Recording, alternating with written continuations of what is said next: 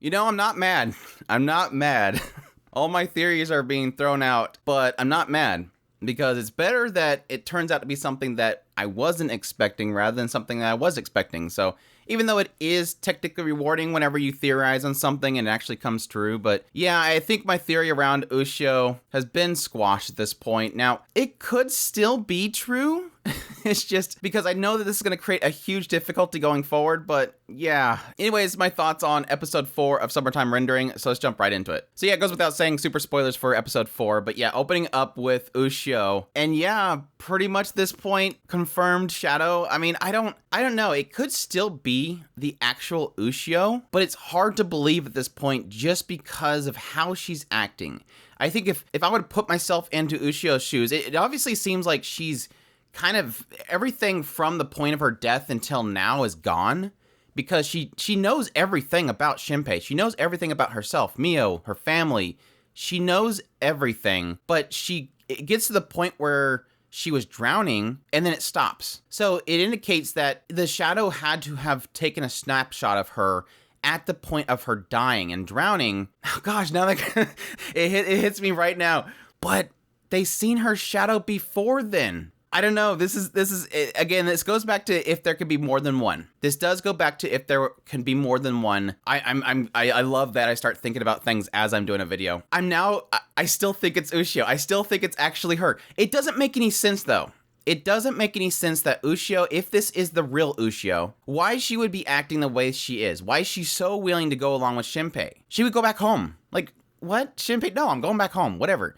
It just feels like she's disconnected from herself. But it does seem like she's going along with what Shinpei says. I don't know how naive she is as an actual person, but it does seem like she's acting like a shadow and that she's accepting what Shinpei's telling her, that she is a shadow and she needs to stay away from everybody. And she's like, oh, okay. If she was a real person, I don't think she'd be like, no, heck no, I didn't die. I'm going to go tell mom.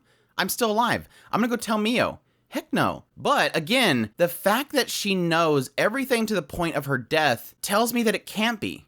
Because again, Mio said that they seen her doppelgangers. They seen her shadow long before Ushio's death. I was not long, but before her death. But yet the shadow itself, if this is a shadow, she wouldn't know about the drowning. She wouldn't have memories of the drowning. Gosh, dang it, I hate it. So I'm still 50-50 at this point. That means I'm still 50-50 at this point. This could still be the real Ushio if they can't make more than one shadow. Because again, they get the memories at the point. Well, technically, we did have proved in this episode that they can update the memories. So this shadow could have been existing. Ushio could have been drowning. The real Ushio could have been drowning. The shadow could have taken another updated snapshot of her while she's drowning. So it could be. I mean, it does bring up a really difficult issue here because as we went through the episode and you have Shinpei interacting with Ushio, we do find out that Ushio loved Shinpei. If this is a shadow or not, she still has the feelings that she wanted to confess to Shinpei that she loved him, which is super heartbreaking and will make it even more heartbreaking later. If we do get a point of finding out that this Ushio is a shadow, he's gonna have to let her go at some point. And that's heartbreaking. But yeah, this mixes up my mind so much. I still think it's the real Ushio. I just don't know how they're gonna explain it, but yeah, she was acting like a shadow. There's no way if that is the real Ushio that she would be going along with this stuff the way that she is. And technically the other big wrench in thinking that she's not a shadow is that everybody was calling her a traitor the entire... Well, they called out that somebody is a traitor at some point, and they were implying that it is the shadow Ushio. It could still... The traitor they're talking about could still be somebody else. But she said at one point that she's a traitor, that there's a traitor, and then later on they said, go get Ushio. Again, it's implying that this shadow Ushio is the traitor because she's not acting like she's supposed to be. She's outside of the norms. And again, technically at the very later part of it, when Shadow Shinpei grabs onto her, he's basically saying, you're doing it wrong, implying that if they know what's a shadow and not, I would assume they know what's a shadow and what's not a shadow. I don't see them not knowing because I mean, Mio took down Shinpei and knew that it was him. So even the shadow Shinpei is pointing out that this Ushio is a shadow. But again, this is all theories based on how simple or complicated the story writer is going to get. That's the funny thing is like I'm probably overcomplicating it, and it could just turn out to be as simple as, no, this is a shadow. It's not that complicated.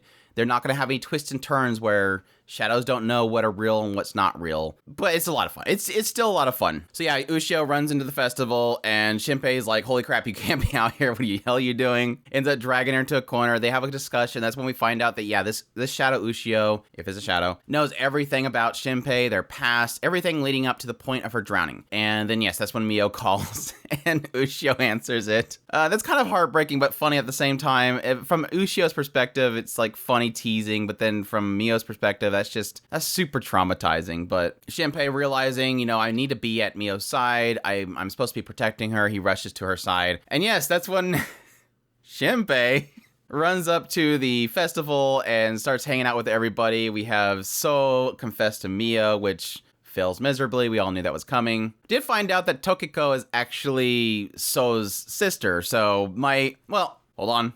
My theory of this being a big hexagonal love triangle thingamajiggy still could be true. Tokiko still could like So. It doesn't break anything. But yeah, that's when Ushio ends up showing up with a mask on. Everybody knows it's her. Her disguise is terrible. Shinpei grabs her and says, dude, what are you doing? Mio immediately is like, that's a shadow. That's a fake. That can't be Ushio. Get away from her, Shinpei. And that's when Shinpei's like, nope, I'm not going nowhere. And then he starts telling Ushio, the shadow, that you're doing it wrong. And yeah, that's when we get the big reveal that this Shinpei that's been hanging out with them is actually a shadow. So that was a pretty cool. I like how they pulled that off. I really do appreciate, because I kind of assumed that was going to happen eventually. I knew at some point we were going to get a moment where we were going to have our perspective is the shadow and that it was going to twist it on us. I didn't think we were going to have it this soon, but it is kind of cool to have this moment where you are following along with a character and then you realize, oh, we left the real character back here. Like this, everything that's been happening so far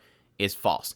And I was really curious how they're going to play this out because my mind immediately went to, so Shinpei's already dead and this has been the shadow the entire time. But no, they're kind of implying at this point, now they could still have the timeline aspect, that every time he resets, a new timeline is created and they continue. And this is a failed one that continues and everybody's dying. But it's implying at this point that it's a reset, not just him resetting back to a point, but everything's getting reset to a point.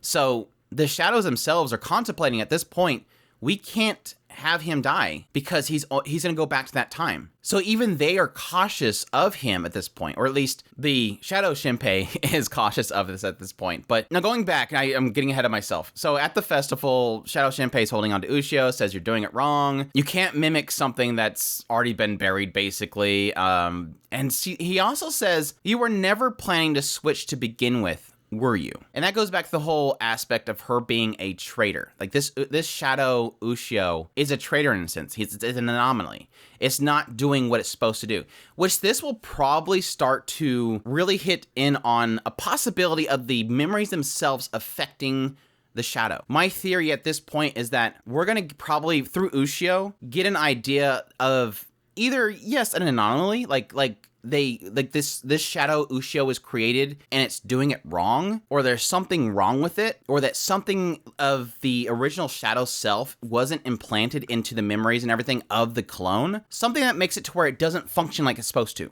Like it doesn't have its instincts to do what it needs to do. Or that Ushio is so pure and such a great person that she overcame the desires to do what it's supposed to do. Like, because she is so pure-hearted, it feeds off of something. Like, it needs jealousy, it needs some sort of negativity to feed off of to be what it ends up being as a shadow that kills people. And I think that's probably what they're going to get into, that Ushio has something about her that makes it not quite work right. And maybe the reason why she has updated memories of the drowning is because it was trying to take another snapshot to improve itself or to fix itself, and it doesn't. Or it was trying to get an update because it wanted to continue on with her legacy. But yeah, it implies, why didn't you listen to me? And then he said it's time, and then this big flash happens at the festival itself. So obviously implying that these shadows are doing something. Like they have this big grand scale plan, which Mio talks a little bit about later on. But yeah, that was kind of a rough scene because I kind of assumed that was going to be the end point. Like it was going to be, this was the end and then we're going to reset back. But then again, we find out from the 10 minutes prior, yes, Shinpei has been captured and he's not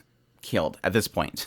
That they're trying to keep him around because yes, he ends up confronting Mio, realizes that she's like super fast, super strong, takes him down really quickly. And this is where we get like the shadows really thinking on what Shinpei is doing, because Mio herself starts to question, how did you know? I heard that you took a picture of me. How did you know that I would be there? Did the traitor tell you? So she's trying to figure out, you knew where I was at. You knew that I was going to be there. How did you know? It really wants to know, and it's throwing assumptions like, well, then the traitor, which we're assuming at this point is implying Ushio's shadow, did the traitor tell you? How do you have this knowledge? Okay, well, let's get an update. And that's when the Shadow Shinpei comes up and updates his data for his memories. And that's where he starts talking about the fact that, yes, my memory keeps resetting. I have this memory and then it just goes back. It doesn't make any sense to him how he has these memories multiple times and it keeps going back to a certain point, which the Shadow Mio immediately goes to, well, okay, we're done, kill him. No, Shadow Shinpei is like, no, stop. He could be resetting. Like, we need to think outside of the box here. There's a possibility that when he dies, that's a trigger point that's causing it to go back. And if we let that happen, he's going to become a problem. So we already have pretty much the thing the story itself is trying to instill upon us is that Shinpei is very good at taking a step back and thinking on things. This is now becoming Shinpei's greatest threat, is a shadow version of him that thinks just like he does, that thinks outside of the box and really ponders on things. And that's how we now have our biggest threat, is a shadow version of Shinpei that is now realizing what Shinpei's doing. Is not just thinking, well, it's copy and kill, copy and kill, copy and kill.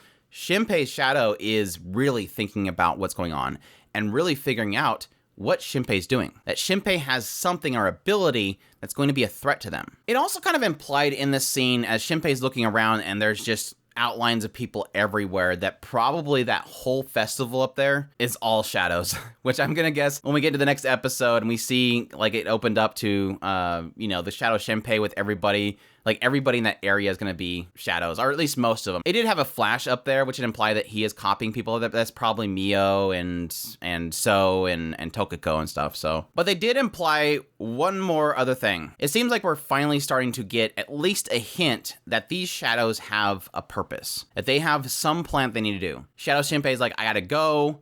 If we're late, we're gonna never hear the end of it. And additionally, as Shinpei is yelling at the Shinpei shadows, like, no, stop, don't put a hand on Mio. He's like, how does it feel to be a total failure? You couldn't even save anybody. And he says, Mother will awaken soon. What? What? Like, there's like, I guess, implying that there's a shadow or the thing that is overarching everything. The thing that's umbrelling everything, the thing that is controlling possibly all of these shadows, that they're out here doing their work, take over things possibly, and there's going to be some greater being, the mother, that's going to control everything. Now, side note, they did go out of their way to talk about this bonfire and what the festival's for. Now, sometimes that's just to kind of create world building for the area itself, but in a lot of cases, they're doing that because eventually that's going to come into play somehow.